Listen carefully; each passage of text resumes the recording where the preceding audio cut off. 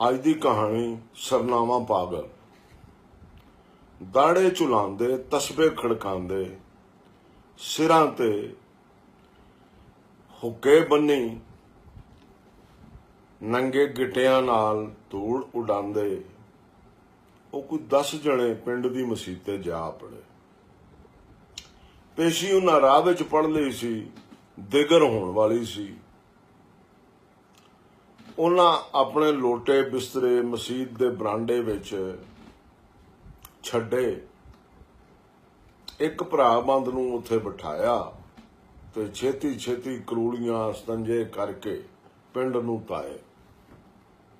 ਥੋੜੀ ਵਿੱਥ ਉੱਤੇ ਇਹ ਇੱਕ ਘਰ ਸੀ, ਉੱਚੀਆਂ ਪਰ ਕੱਚੀਆਂ ਕੰਧਾਂ ਵਾਲਾ, ਉੱਤੇ ਪਾਥੀਆਂ ਤੋੜੋ ਤੋੜ, ਪਾਲਾਂ ਦੀਆਂ ਪਾਲਾਂ, ਲੱਕੜ ਦਾ ਬੇਢੱਬਾ ਬੂਹਾ, ਸਰਦਲ ਉੱਤੇ ਵੱਡਾ ਸਾਰਾ ਮਿੱਟੀ ਦਾ ਬੰਨਾ ਤੇ ਥੱਲੇ ਮੁਹਾਠਾਂ ਵੀ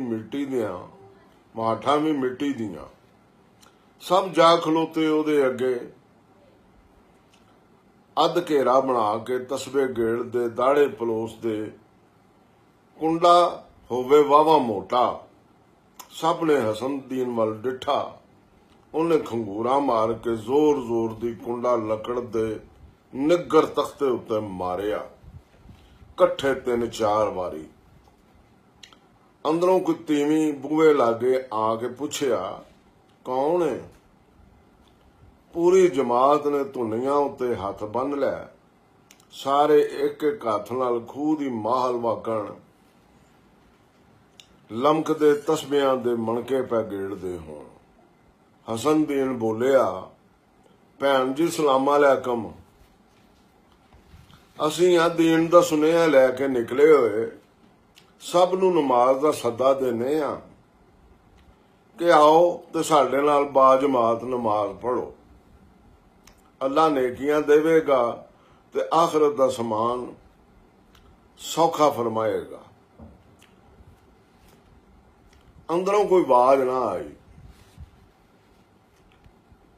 ਹਸਨਦੀਨ ਸਿਰ ਤੇ ਬੜੇ ਕੱਪੜੇ ਦਾ ਲੜ ਕੁੰਝਦਾ ਹੋਇਆ ਫਿਰ ਬੋਲਿਆ, ਭੈਣ ਜੀ ਬਾਂਗ ਦਾ ਵੇਲਾ ਹੁੰਦਾ ਪਿਆ, ਤੁਸੀਂ ਜਿਹੜਾ ਵੀ ਮਰਦ ਉਸ ਵੇਲੇ ਤੀਕਰ ਆ ਜਾਵੇ ਉਹਨੂੰ ਮਸੀਤੇ ਜ਼ਰੂਰ ਭੇਜ ਦਿਆ ਜੇ।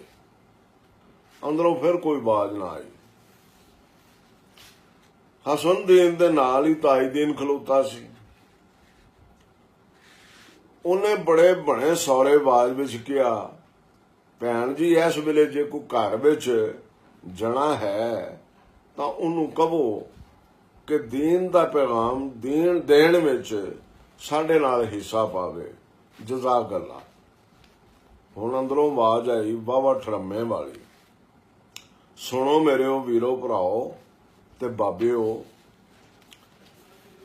ਸਾਈਂ ਮੇਰਾ ਸ਼ਹਿਰ ਮੰਡੀ 'ਚ ਪੱਲੇਦਾਰੀ ਕਰਦਾ ਹੈ। ਸਵੇਰ ਦਾ ਗਿਆ ਰਾਤ ਨੂੰ ਮੁੜਦਾ ਹੈ। ਇੱਕ ਪੁੱਤਰ ਨੇ ਖੋਤੀ ਰੇਹੜੀ ਬਣਾਈ ਹੋਈ ਹੈ, ਉਹ ਵੀ ਦਿਹਾੜੀ ਕਰਨ ਸ਼ਹਿਰ ਜਾਂਦਾ ਹੈ।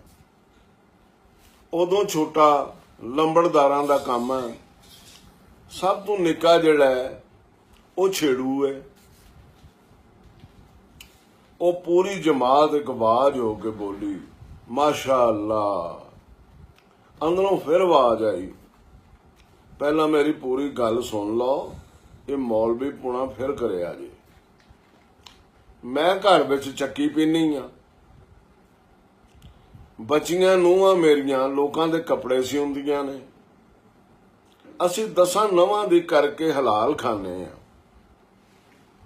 ਇਹ ਕੰਮਕਾਰ ਹੀ ਸਾਡੀ ਨਮਾਜ਼ ਤੇ ਸਾਡਾ ਰੋਜ਼ਾ ਹੈ। ਤੁਸੀਂ ਜਿੱਥੇ ਜਾਣਾ ਜਾਓ। ਤੁਸਾਂ ਜੇ ਮੁੜ ਕੇ ਇਸ ਘਰ ਦਾ ਕੁੰਡਾ ਖੜਕਾਇਆ ਤਾਂ ਮੈਥੋਂ ਬੁਰਾ ਕੋਈ ਨਹੀਂ ਜੇ ਆਉਣਾ। ਸੁਣੀ ਜੇ ਨਾ ਮੇਰੀ ਗੱਲ।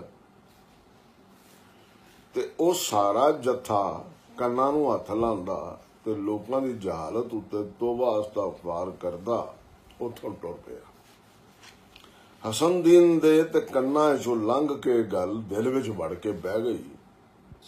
ਉਹ ਨਮਾਜ਼ ਪੜ੍ਹੇ ਤਾਂ ਇਹ ਗੱਲ ਉਹਦੇ ਅੰਦਰ ਛਿੜ ਪਵੇ, ਕੁਰਾਨ ਪੜ੍ਹੇ ਤੇ ਤਾਂ ਉਹ